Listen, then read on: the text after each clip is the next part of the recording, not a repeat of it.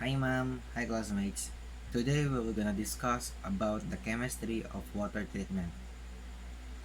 So, to discuss chemistry water treatment, we will also include the drinking water quality standards, overview of typical use for contaminant removal, coagulation, softening, mixing and flocculation, sedimentation, filtration, disinfection, adscription, and the last one is membranes. So, drinking water quality standard. Drinking water quality standard describes the quality parameters set for drinking water. So, many developed countries specify standards to be applied in their own country. So, here in the Philippines, we had PNSDW. So, what is PNSDW? PNSD PNSDW stands for Philippine National Standards for Drinking Water. So, we will gonna know what is PNSDW. So, history in PNSDW, they started on 1963. PNSDW quality parameters was based from 1958 World Health Organization and the 1962 US Public Health Service Standard, or known as the USPHSS. So, PNSDW was subsequently revised in 1978, 1993, and the latest one was in 2007. So, the objective of Philippine National Standard for Drinking Water is to protect the people of the Philippines or the public consumers health by following the standards in procedures of drinking water quality. So the standards for drinking water quality is drinking water must be clear and does not have objectionable taste, odor, and color. It must be pleasant to drink and free from all harmful organisms, chemical substances, radionuclides, and amounts of which could constitute a hazard to the health of a consumer. So B, the quality of drinking water shall be measured in terms of its microbiological, physical, chemical, and radiological constituents. So, the parameters of drinking water quality shall be classified as a mandatory, primary, and secondary. So, in mandatory drinking water quality parameters, we had thermochlorine coliform, E. coli, arsenic, cadmium, lead, nitrate, color, turbidity, pH, total dissolved solids, disinfectant residual. So in primary drinking water quality parameters, there are 42 I 42 there are 42 parameters used to measure the substance the sorry in primary drinking water quality parameters, we have 42 parameters used. So we'll be going to secondary drinking water quality parameters. In secondary water quality parameters, we have only 12 parameters. Number 1 is aluminum, chloride, copper, local hardness, hydrogen sulfide, iron. Number 7, manganese, odor, sodium, taste, silence, or the total of silence. And the last one is zinc. So in overview of typical use for contaminant removal, the following discussion presents some of the typical process used for removing various contaminants from water and some of the parameters that may be adjusted by chemical addition. So first is alkalinity. The alkalinity of the water may be insufficient to resist a change in pH when certain coagulants or coagulant aids are added to the water. Arsenic dissolved in water is found as arsenite or arsenate. Coagulants such as alum, ferric chloride, ferric sulfate, and lime have been successfully used to remove arsenic from water. 3. Barium. Barium can be removed effectively by lime softening. 4. Cadmium. Laboratory and pilot scale studies have shown that greater than 98% removal of cadmium by lime softening can be achieved in pH range of 8.2 to 11.3 for samples with an initial cadmium concentration of 0.3 milligrams per liter. 5. The chromium. Chromium can be removed easily using alum or iron salts and lime softening. Color. Color removal traditionally has been accomplished by oxidation with chlorine, chlorine dioxide, oxygen or potassium permanganate. 7. Fluoride. Fluoride can be removed during lime softening if the magnesium concentration is high, according to the ASCE AWWA of 1990. 8 is gases.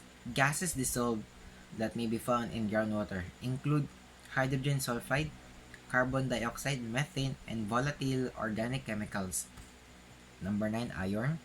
Iron dissolved must be dissolved iron must be oxidized to Fe3 before it can be precipitated and removed by sedimentation and filtration. 10. The lead. The stable solid phase of lead depends on the pH and the alkalinity of the water. In the water treatment principles and design, dissolved plumbing ion is the prevalent and stable lead from form at low pH. Manganese. Manganese is the dissolved form like iron. It must be oxidized to Mn4 in order to be precipitated and removed from water. 12. Mercury.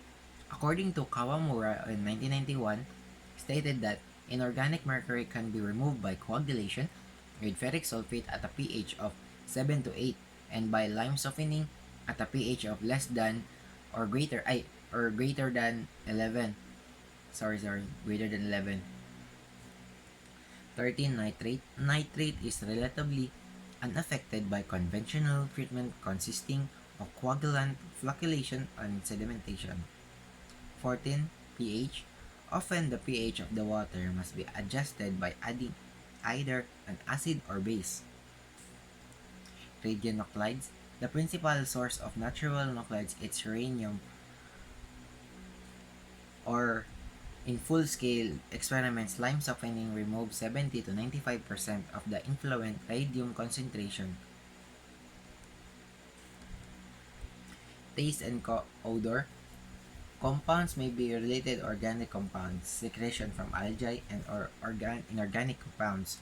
Activated carbon is the most effective means of removing these compounds, whereas chlorine oxidation is the least expensive method. Total organic carbon, or known as the TOC.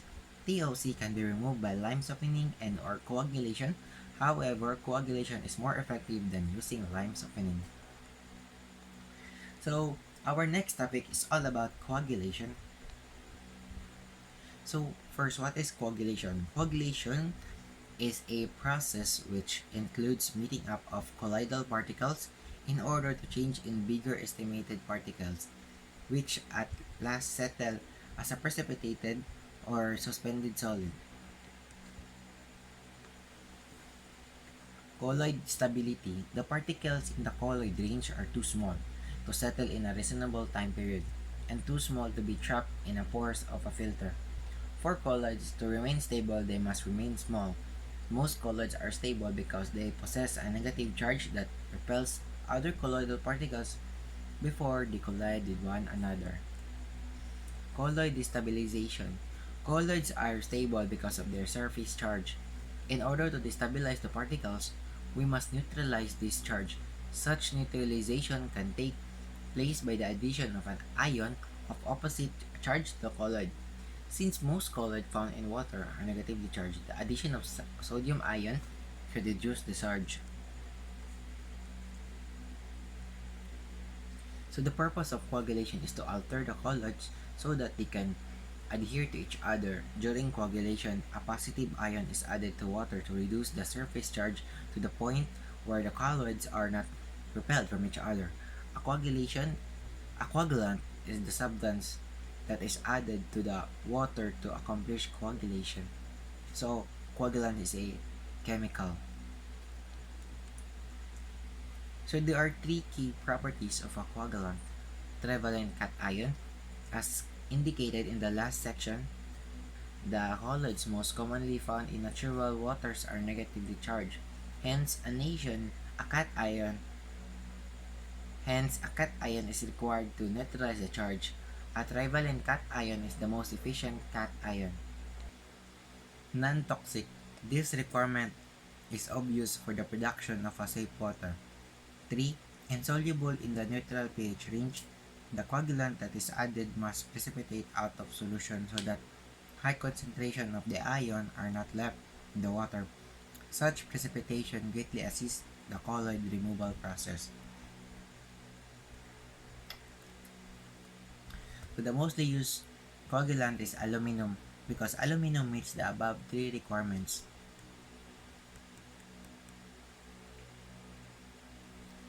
Coagulant as aids.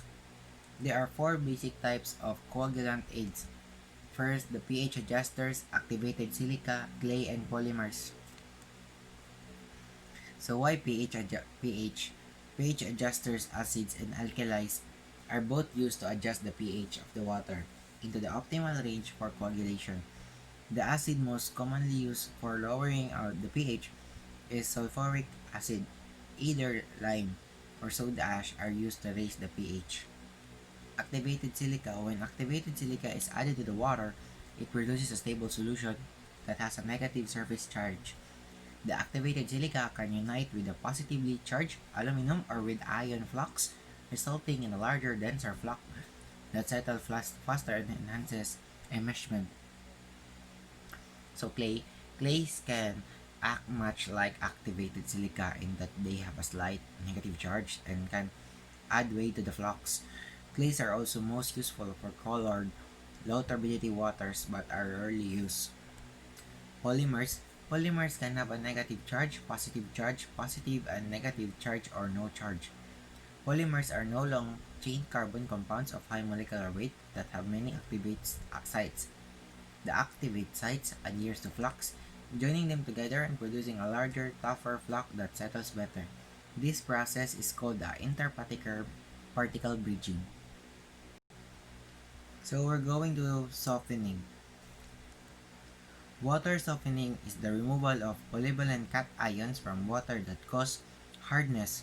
Hardness is primarily attributed to the divalent metallic cations like calcium and magnesium. The removal of ions that cause hardness can be accomplished by chemical precipitation, ion exchange, and membrane processes such as nanofiltration and reverse osmosis. So water softening are hardness, chemical precipitation, lime soda ash, process treatment, rinse or softening or other softening methods. So hardness. Hardness is defined as the sum of all polyvalent cations in consistent units. The common units of expression are milligrams per liter as CaCO3 or the So next, the water hardness is primarily an aesthetic consideration. However, lime softening can effectively remove heavy metals. Example: arsenic, chromium, lead, and mercury, iron, manganese, natural organic matter, total organic carbon, and turbidity. So cause and source of hardness. Example: hardness is caused by dissolved magnesium ions and calcium ions. Scum in the bathtub leaves hard white crusty deposits scale on a coffee spot or tea kettles and hot water heaters. Types of hardness. Calcium and magnesium hardness are caused by far the greatest portion of the hardness occurring in natural waters.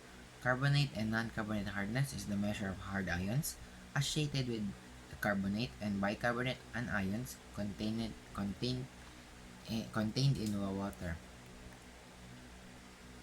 Total hardness in water is defined as the sum of the calcium and magnesium ions because these are the prevalent species present especially in groundwaters. So TH or total hardness is equal to calcium ion concentration plus magnesium ion concentration.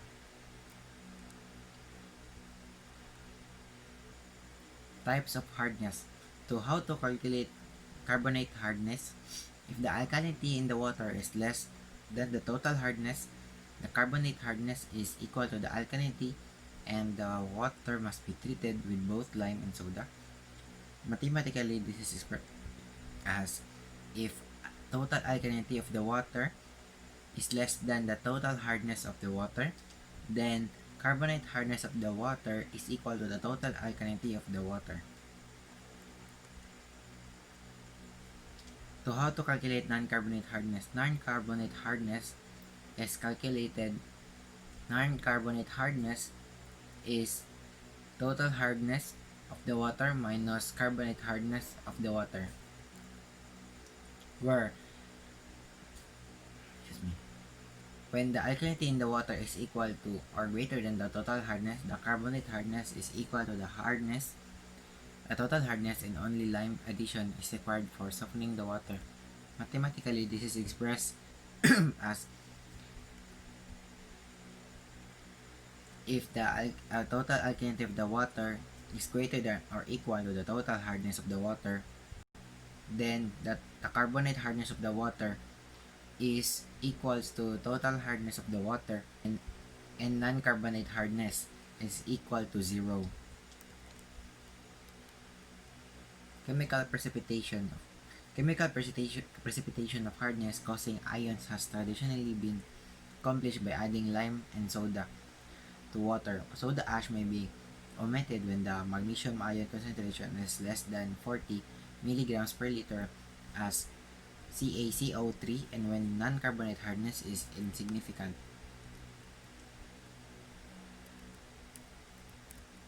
Lime soda softening. The stoichiometric equation involved in the lime soda ash water softening process are presented in the following.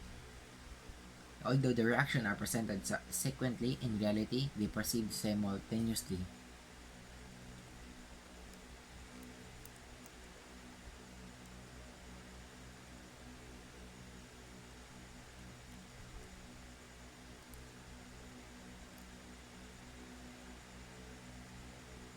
So we're going to mixing and flocculation. So mixing, dispersing coagulants into the water is a critical step in the treatment process sequence. Mixing of chemicals may be accomplished by turbine and propeller mechanical mixers over and under baffling. Inline mechanical mixers, inline in static mixers, and by injection into the suction intake of pump.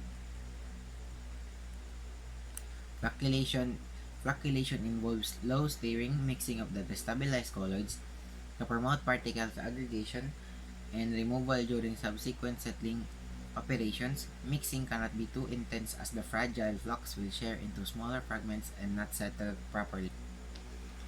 Paddle wheel flocculators and vertical turbine mixers are the primary types of devices used in water treatment. Paddle wheel flocculators rotate from 1 to 5 RPM, whereas vertical shaft turbines rotate from 1030 to RPM according to MWH of 2005. Paddle wheel flocculators may use horizontal or vertical shafts, but typically horizontal shafts are preferred at conventional water treatment plants. A detention time of at least 30 minutes is recommended with a flow-through velocity no less than 0.5 feet per minute, 0.2, and convert to 0 meter, so 0.2 meter per minute, and no greater than 1.5 feet or 0.46 meter per minute. In recommended standards for waterworks, engineers are encouraged to use tapered flocculation to produce large, dense floc. Tapered flocculation, employing 3 separate compartments, each at a different velocity gradient, is normally practiced so that a dense, good sitting floc is produced. Typical G values used in the first, second, and third compartments respectively are 50 to 20 and 10 seconds minus 1. The velocity gradient varies from 10 to 100 seconds to minus 1 and the GR parameters varies from 104 to 105.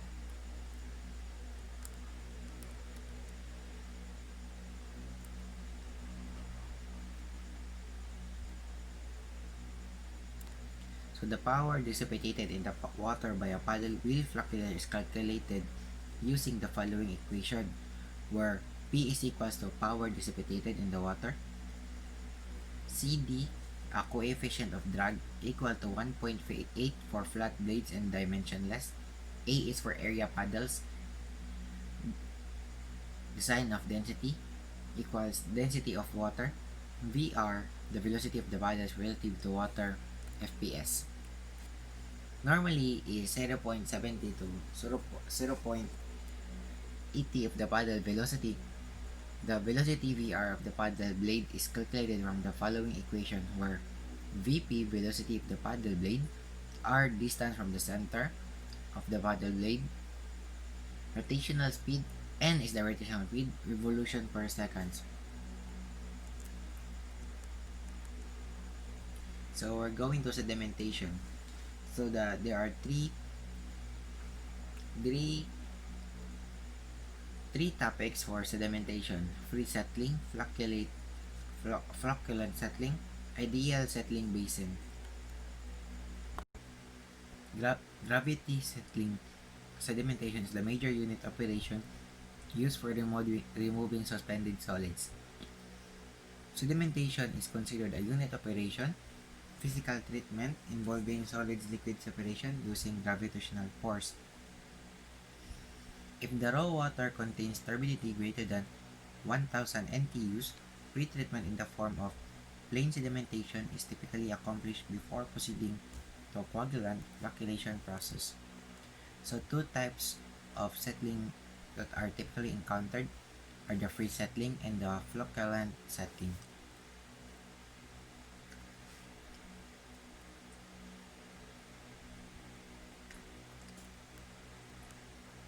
Free settling, observed when there are discrete non-flocculent particles whose size, shape, and specific gravity do not change with time. As they settle, particles settle as individual entities and there is no interaction between particles. Flocculant settling. Flocculant settling occurs in primary clarifiers and during settling of coagulated water and wastewater. As flocculant particles settle, their size, shape, density, and settling velocity will change with time.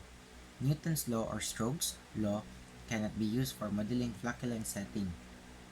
So percent removal is calculated using the equation. This equation will be used to calculate the percent removal for any specific parameters including COD, BOD, TSS, and etc. So percent removal is equal to C initial minus C final times 100 over C initial, where C initial concentration of species milligrams per liter and C final concentration of species milligrams per liter. Flocculant settling laboratory procedure. Flocculant settling column analysis are typically performed in a clear PVC column with sampling port space approximately 6 inches to 15 cm apart. A column on the order of 5 to 6 feet, 1.5 to 1.8 meter is used. The steps involved are listed. Fill settling column with coagulated water to be tested. 2. Take an initial sample for suspended solid determination. 3. Take samples from each sampling port as a function of time. 4. Calculate the percent suspended solid removal and plot them as a function of time and depths.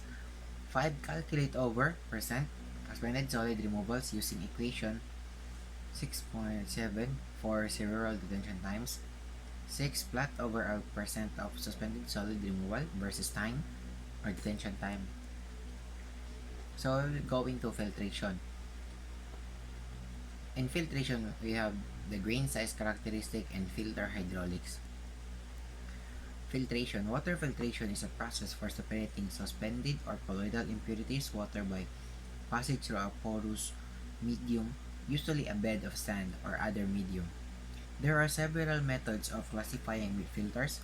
One way is to classify them according to the type of medium used, such as sand, coal, cold anthracite, dual media, or mixed media, coal, sand, and garnet. Another common way to classify the filters is allowable loading rate.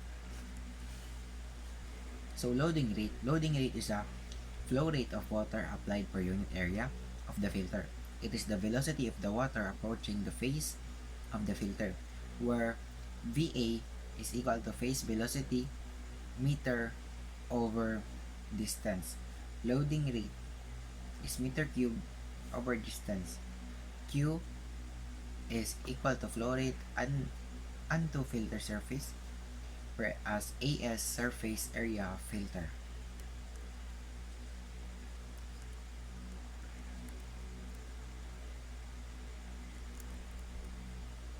Grain size analysis. The grain size analysis begins by placing the sleeve screens in ascending order with the largest opening on top and the smallest opening on the bottom.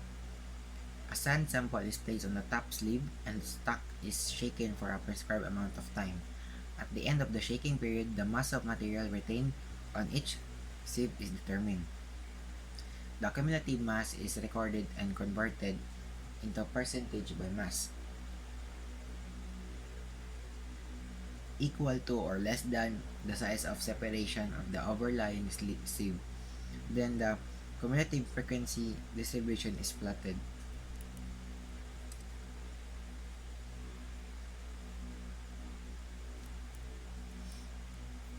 Filter hydraulics. The head loss that occurs when clean water flow through a bed of clean filter media is an important design value to determine the overall head required to operate a filter. The flow through a clean filter of ordinary grain size at ordinary filtration velocities would be in the laminar range of flow depicted by the Blake-Kozeny equation that is dimensionally homogeneous. Disinfection. The last treatment step in a secondary plant is the addition of a disinfectant to be treated in wastewater. The addition of chlorine, gas, or some other form of chlorine is the process most commonly used for wastewater disinfection in the United States. Chlorine is injected into the wastewater by automated feeding systems. Wastewater then flows into a basin where it is held for about 15 minutes to allow the chlorine to react with the pathogens. There is concern that wastewater disinfection may do more harm than good. Early U.S. Environmental Protection Agency rules calling for disinfection to achieve 200 fecal coliforms per 100 ml of wastewater have been modified to a requirement to disinfection only during the summer season when people may come into contact with contaminated water. There were three reasons for this change. The first was the use of chlorines and perhaps ozone causes the formation of organic compounds that are carcinogenic. The second was the finding that the disinfection process was more effective in killing the predators to cysts and viruses than it was in killing the pathogens themselves.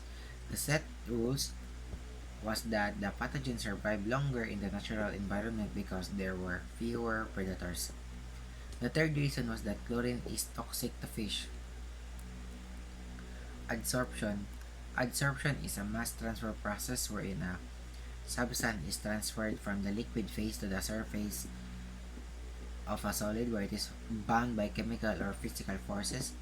Adsorption is considered for removal of SOCs, VOCs, and natural occurring organic matter such as THM precursors and DBPs. Generally, in water treatment, the adsorbent solid is activated carbon, either granular or powdered.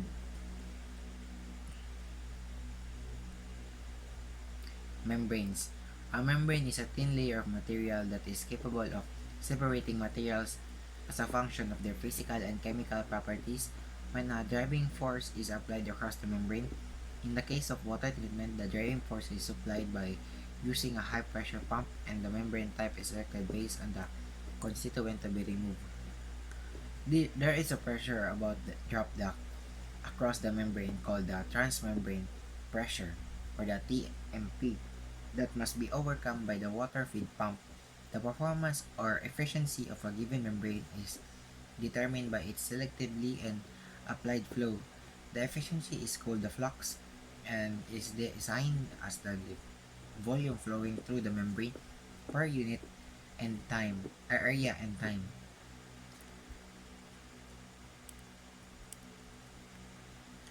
So nanofiltration, this process also called membrane softening, lies between RO and ultra filtration. This membrane process employs 500 to 1000 kPa for operation. Ultrafiltration. Ultrafiltration membranes cover a wide range of MWCO and pore sizes. Operational pressures range from 70 to 700 kPa depending on the application. Microfiltration. A major difference between MF and loose UF membrane pore size. The pores of MF is 5 to 0.1 millimeter or greater, are approximately in order of magnitude greater than those of UF. So that is all for this topic. Thank you, ma'am. Thank you, classmate.